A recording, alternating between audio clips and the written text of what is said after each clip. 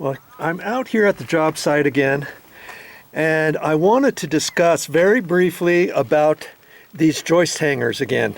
Now, I was out here the other day, and I was talking about how they had installed these, okay? And when they installed them, I'm just gonna explain a little bit more, so humor me here. What's the difference? See, these are TJIs, okay? And these joist hangers are made for these particular height floor joists, the TJIs. And what makes these different than regular joist hangers? Regular joist hangers, like for 2x4s, 2x6s, 2x8s, 2x10s, 2x12s, you know, just a piece of wood. Obviously, they're different than this, and you've seen those. They go from here, and they don't necessarily go all the way up. They stop in here somewhere, wherever a 2x4 is, 2x6, 2x8. It doesn't go the full height, first off, and then there's nail holes along here. There's also more nail holes along there. Now, how come these are different? Well, these are different because these are TJIs, and it's got that webbing piece in there. Remember how it's built differently than a regular 2x4, 2x6, 2x8. There's a cavity in here, so there's nothing to nail to here, see? If you put a regular joist hanger on here, a 2x8 joist hanger, you wouldn't be able to nail it properly because there's nothing to nail into. There's no holding power on that. And your nail would go through there, and that's only a 1/2 inch thick. This webbing is only a 1/2 inch thick, okay? And so you've got to have the right joist hangers for the right type of material. Now see, with this, the weight is all transferred to this lip, this top edge. That's your holding power. That's your holding power holding this whole thing up. Granted, there's 2 nails up here. Actually, there's 1 hole. He just happens to put 2 nails in there, but most of these just have 1 nail up the top. Do you see that? Okay, so you get the holding power there, but more than not, the way that this is designed, all your holding power is on the top. When you nail those 2 top ones, this flange right here is holding up this whole weight. And when they installed these, I had showed you before, you see this stuff sticking out of here. That's construction adhesive. Now they've installed, they put a little bit of construction adhesive down in the webbing, down in the joist hanger before they set it. That way, if anything happens to slide around later on,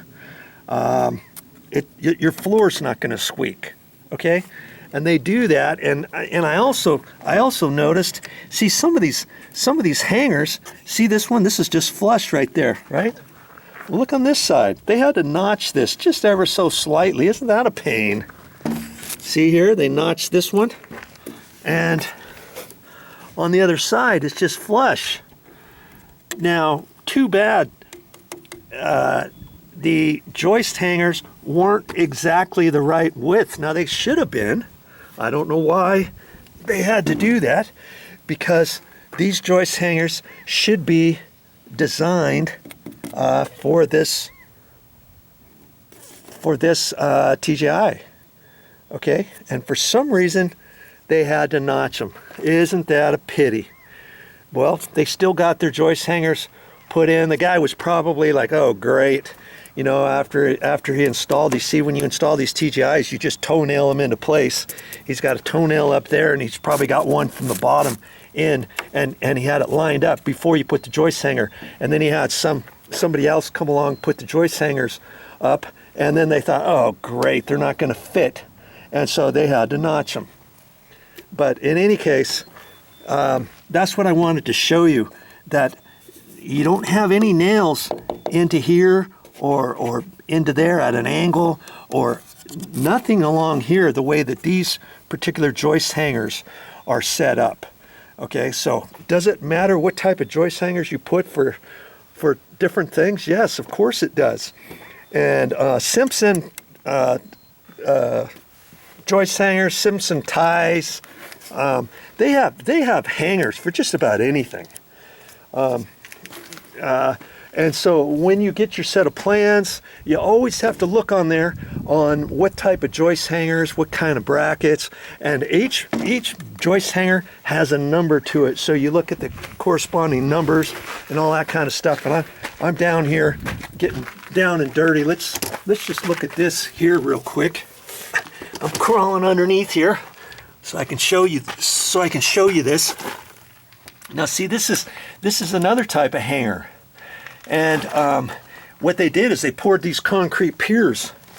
They poured this concrete pier first, and they didn't have a bolt coming up to mount this.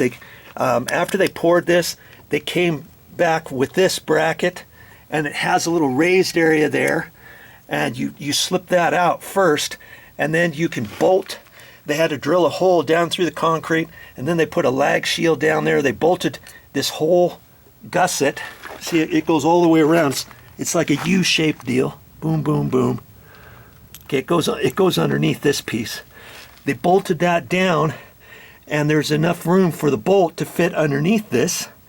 And then they slipped this over the top of that, and then they put their 6x6 wood post on there to make it all nice and flush. They nailed this in, and then the beam goes across here, and see, they had to use a different type of beam bracket up there, which looks like it continues and it goes up on both sides, and they've got that nailed.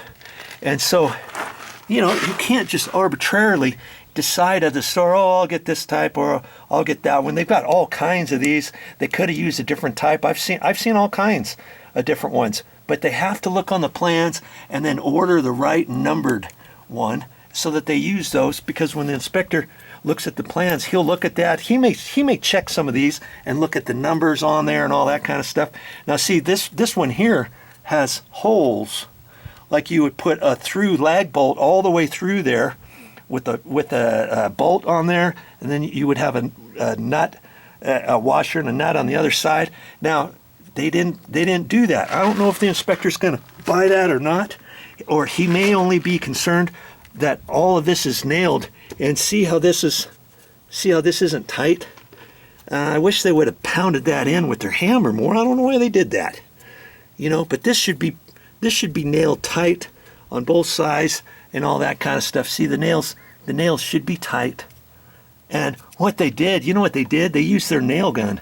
I could tell, because see, there's a little plastic bit from the nail gun. And see, there's a little plastic bit right there. See right there? And so, I mean, they were pretty good with the nail gun to get the nails right in where the holes were. Okay? But they should have went back with their hammer and then tapped it all in after the fact. But they didn't. And is the inspector going to buy that? Probably. But if I was the inspector, would I?